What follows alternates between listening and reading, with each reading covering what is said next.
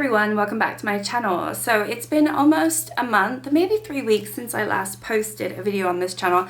I'm going to try for this year to really be a little bit more consistent. I was doing pretty well towards the end of last year and then I fell off. So I have been reading and I thought I would update you on all the books that I read in December and in January because I never did a December recap. There was reasons for it. I really only read a few books in December. It wasn't a very strong reading month, but January was a little bit stronger. So there were a few books that I ended up DNFing in December. I'm not going to talk about them because I barely read them. They were mostly audiobooks too. I was really just struggling to find something that I wanted to read. And then I think it dawned on me this January that I had just so many physical books in this room that are sitting in piles. I need to start reading them. So I think this month has been a lot better for me. But in December I was trying to dabble in some audiobooks and it wasn't working. I did end up reading this, which I am going to be unhauling. This is the list from Yomiya Dakoki, and I did speak about this in a few other videos of mine. It just was a little bit of a letdown, and I ended up giving it 2-star. I really didn't feel like the story was as risky as it could have been. I think the author could have pushed a little bit more. It is about a woman who is engaged to this man and they're about to be married in a month or whatever, and he ends up on this list on Twitter of a bunch of men that have been abusive towards women. And so there's this whole dilemma for them. Is he in the wrong? Is he lying to her? Was he abusive in previous relationships? Why is he ending up on this list? You kind of do find out what happens at the end of this book, but honestly, it was not the type of story that I generally found very interesting. I think the writing was fine and I read it really easily. It the way it was written was fine, but I think it wasn't pushed enough and risky enough to really present this type of story, and it didn't seem to have really anything to say about the subject matter at all. It was a little too balanced in my opinion. You either take a stand or you don't when you write a book like this, and I feel like the author was trying to be between the two different perspectives because you do end up between each chapter jumping between the woman and the man. So I don't know, it just kind of fell short, and a lot of people kind of agree with me on that one, which is a shame. I did end up rereading a couple books in December because I just wanted that nostalgia. So I did read A Court of Thorns and Roses and I read A Court of Mist and Fury. I do like Reese. I cannot deny it, so I reread those, but I listened to the dramatization on Audible of those because I've already actually read the books. I just wanted to know how it would sound in my head. It was fine. I love them. I gave them both 5 stars. They were rereads, but just wanted to shout it out. All right, and then a little side project that I'm currently doing right now, and it's actually working really well for me, is I do have Fairy Loot and Illumicrate boxes that come in to my house every single month, and I've been accumulating a lot of books, more books than I can actually read at this point. So I did end up pausing my Illumicrate for several months, and I stockpiled all the Illumicrate books because at the time I'd only read 2 of them and I gave them really poor ratings. So I wanted to pause Illumicrate, read the books that I ended up getting just to see if it was worth me, continuing with the subscription. And so what I've been doing now is I was going to do a video, but I've just decided not to film this because I think when I start filming vlogs about reading, I tend to seize up and then I go into a reading slump. So I'm more of a mood reader. I can't really tell you what I'm going to do. I just do it. So anyway, Voyage of the Damned, I did get this from Illumicrate. It also was in the Good Choice Awards for 2024 in 2 different categories, nominated, didn't win, but it was in 2 different or maybe it was best debut. I don't really know. So anyway, this one showcase, I was like, wow, okay, because when I first got this, I thought this is such an ugly looking book. I don't want to read this. It doesn't sound very interesting to me at all, but honestly, this was such a pleasant surprise. I went into it with the lowest expectations for any book I think that I have in my collection, but I ended up really liking the characters in here. Thought that the world was very interesting. I find that I could probably do a whole video talking about this, but I don't even think it would be that interesting for anyone to read. But I kind of liked the humor. This was very humorous, and the main character, which actually for the life of me can't even remember what his name is now, Ganymedes. Ganymedes is a down on your luck character. He's pessimistic, negative. He doesn't care what people think about him. He's also highly, just obnoxious, but he's also a really good person. And I just thought this was a really fun, delightful book. It is a book set on a ship. You know what this reminded me of? It reminded me of Agatha Christie. It was like much more of a mystery than I expected it to be, because a bunch of these, I'm going to say entities because they're not humans. They all end up on the ship because they're all about to get this special power, or they already have the power, but they're all about to be divinely blessed by the main god, and they're all on this ship to go to this, like, it's hard for me to explain what's going on. I also read this like a month ago, so my memory is like a little bit all over the place, because honestly reading that I was like, okay, I was just trying to take it all in, because it is very, very different from what I expected or like any other book that I've read. But one by one, people are dying on this ship, and you don't know who it is, and you kind of don't know who it is until the very end. And I kind of liked that. I liked the suspense of it, just like not knowing what's going on.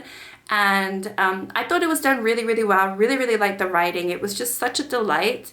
I gave this 4 stars. I really enjoyed it. I mean, I don't really know why it wasn't quite a 5-star for me, because there really wasn't too much negative about it. I will say it might have just been a little too young. I think it is YA.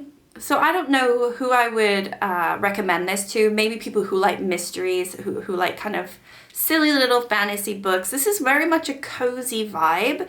It really was fun, but there was obviously some gruesome stuff that happened too. And it's just filled with a lot. But I generally really liked the voice of the main character.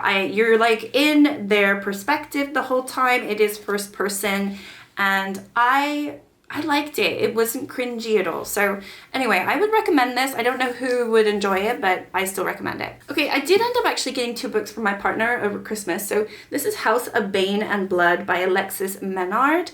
And I got this one, which is the first book in the duology. I think it's a duology, maybe there's a trilogy. And I ended up reading this one. I haven't read the second book.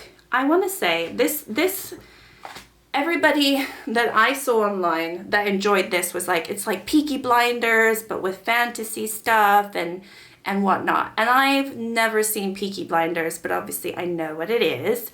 I think the problem that, like, there's nothing wrong with this book, I think.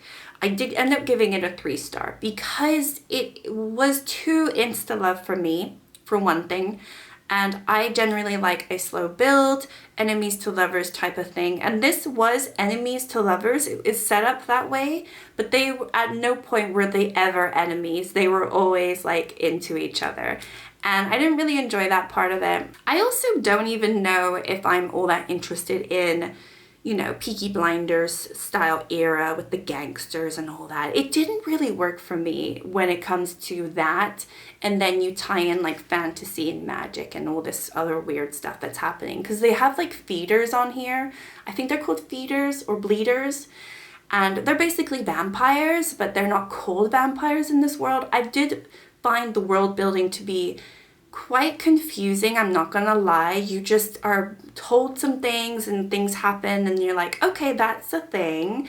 And then there's also demons in this world, that's a thing. At one point in the story, the main female character ends up in a pit, this like fighting underground pit, and she's up against this immortal demon.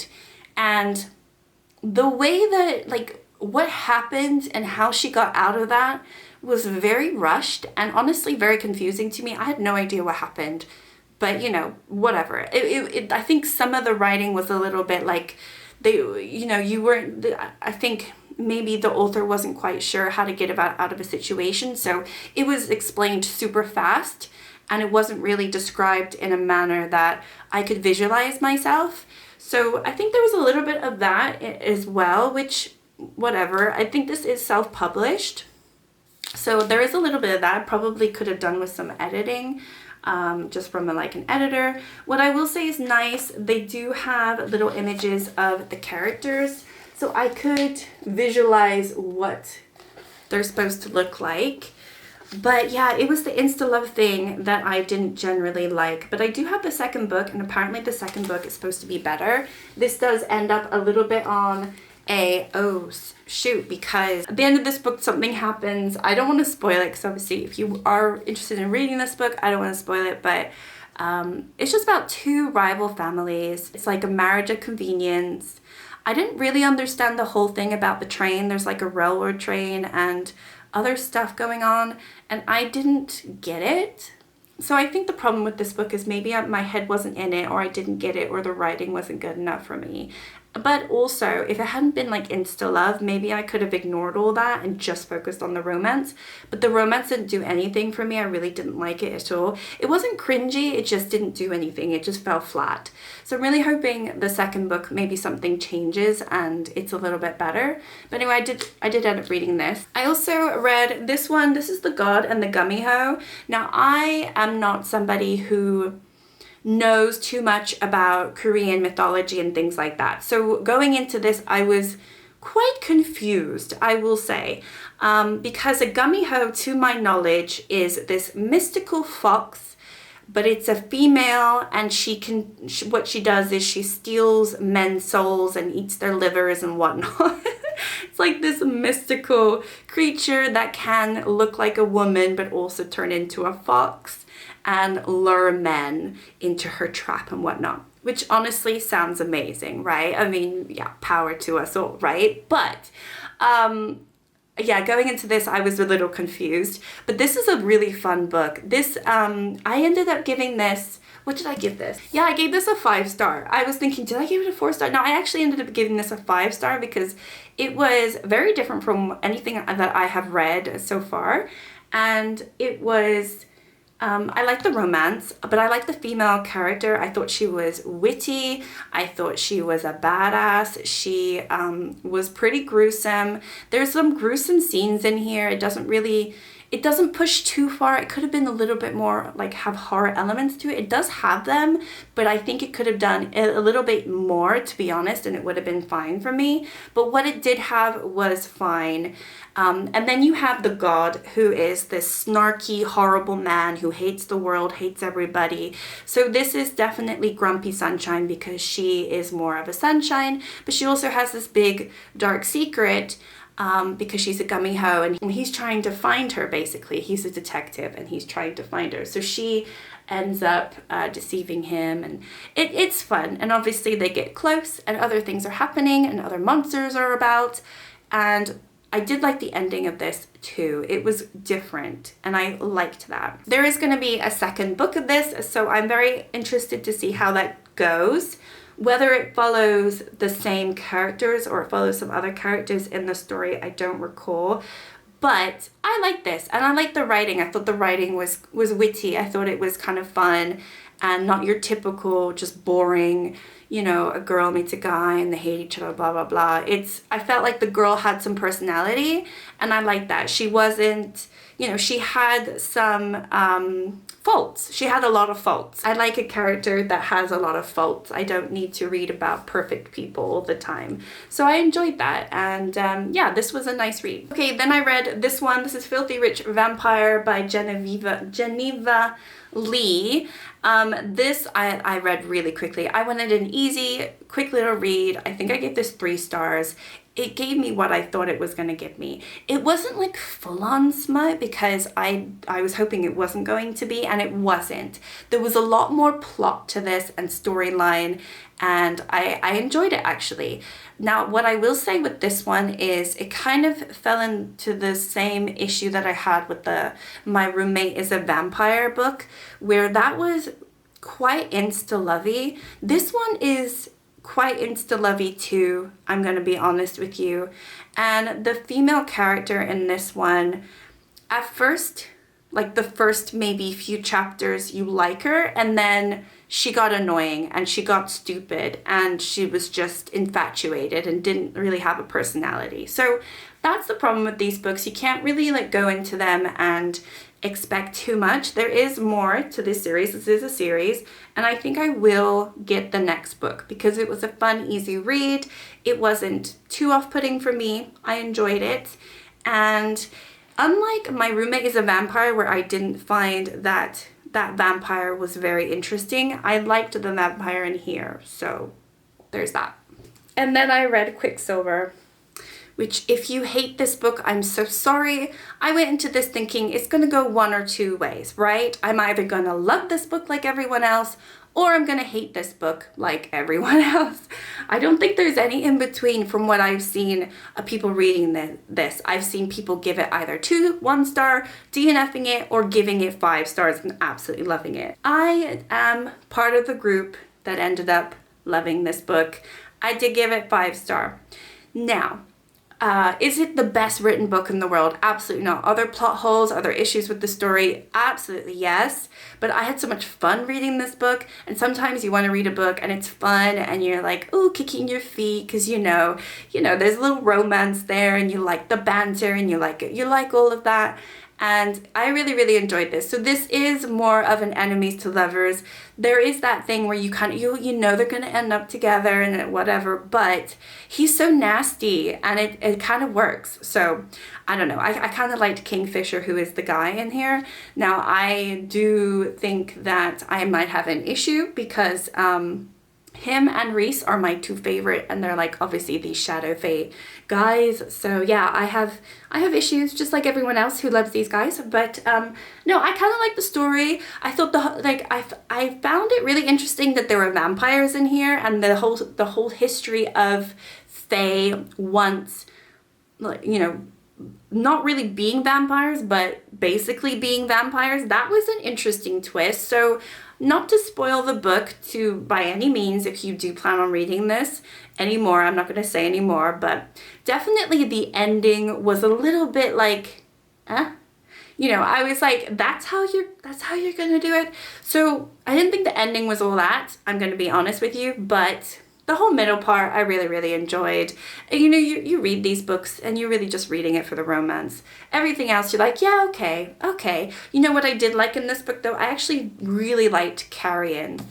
Is that his name? The really annoying, yeah, Carrion. The really annoying human. He is fun. He actually made some of the pages not so boring. Like when he was in the scene and around, I liked his little, you know, his little comments, his snarky little attitude. I liked that. I thought he was a very interesting character. I would like to see more of him in the second book because I think that would be very, very interesting. So I'm hoping that it goes into that direction because honestly, once 2 characters get together, I kind of lose interest. So I wouldn't be mad if the second book kind of concentrates on some other characters. I think that would be a lot of fun. But yeah, this one I really, really enjoyed. I'm glad that I liked it because you know what? I mean, you don't want to buy books and read books that you don't like. So I'm glad that I read this book. I don't care if people are going to hate that. I really enjoyed it. All right, and that is everything that I read in the months of December and January. Most of these were all in January. I've actually already read a book in February. I started it, I think, the 1st, and I finished it last night. I'm filming this on the 3rd. But I'll talk about that in another video. I have been putting off my unhaul video for a long time, but I do need to film that at some point, and I do need to go and unhaul the books that I want to get rid of to a free library here that's not too far away. And then hopefully I will have some room on my shelves for all these books that I'm liking and obviously want to keep. So anyway, if you liked the video, thank you so much for watching. As I said, I do plan to try to get a little bit more active on this channel. I fell off, but I am still reading and I would still like to talk about books, come back to you, and just find a schedule that works for me. So anyway, thank you so much, and I will speak to you all later. Bye.